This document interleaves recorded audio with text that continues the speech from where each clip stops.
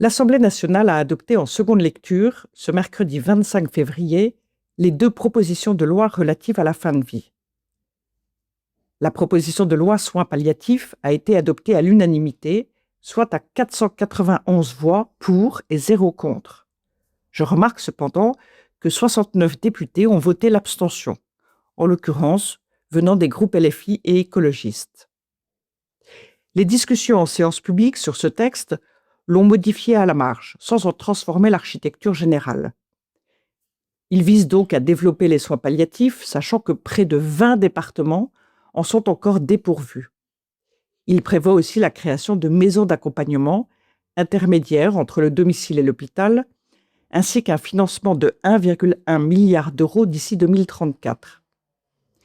Mais c'est en réalité modeste et fragile. Les soins palliatifs faisant partie du budget de la sécurité sociale, et celui-ci faisant l'objet de votes au Parlement chaque année, cela pourrait tout à fait être modifié en réalité dans les temps qui viennent. Et quant à l'accès aux soins palliatifs pour tous les malades qui en ont besoin, l'État est déjà supposé l'assurer depuis la loi du 9 juillet 1999, laquelle avait été renforcée en 2002, 2005 et 2016. Ainsi, vous l'avez bien compris, ce texte visait d'abord à cautionner l'autre, celui qui concerne le suicide assisté et l'euthanasie. Quant à la proposition de loi suicide assisté et euthanasie, elle a été adoptée ce même jour en seconde lecture par 299 voix pour, 226 voix contre et 37 abstentions. Compte tenu de toutes les actions, tribunes, interviews, interpellations et courriers adressés aux députés pour les inciter à respecter la vie jusqu'à son dernier souffle, c'est évidemment décevant. Il y a pourtant eu une évolution bien réelle. 27 députés de plus, par rapport à la première lecture, ont voté contre.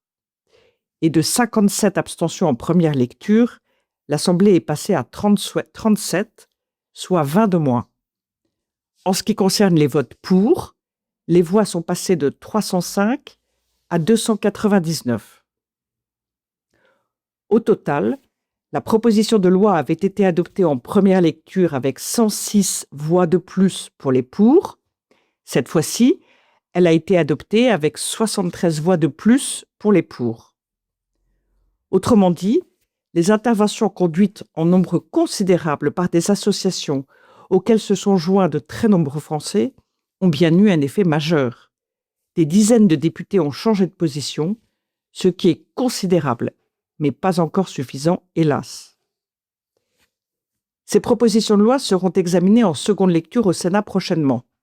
Celle sur l'euthanasie et le suicide assisté le sera en commission des affaires sociales à partir du 25 mars et à partir du 1er avril en séance publique, c'est-à-dire dans l'hémicycle. Et donc d'ici là, bien évidemment, à nous tous, conscients des enjeux, de rester mobilisés pour défendre les plus vulnérables.